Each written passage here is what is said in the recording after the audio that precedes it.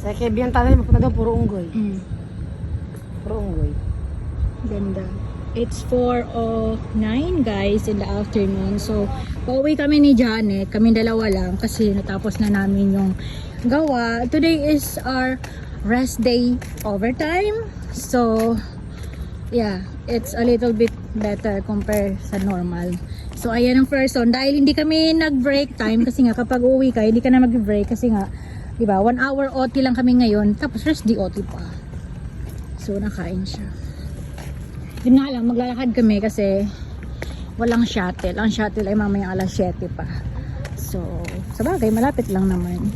Ano yan? Mayonnaise? With ano? No Unilever. Mayonnaise na Unilever. Nice view with coffee. Malulunod ako na may sarili ko.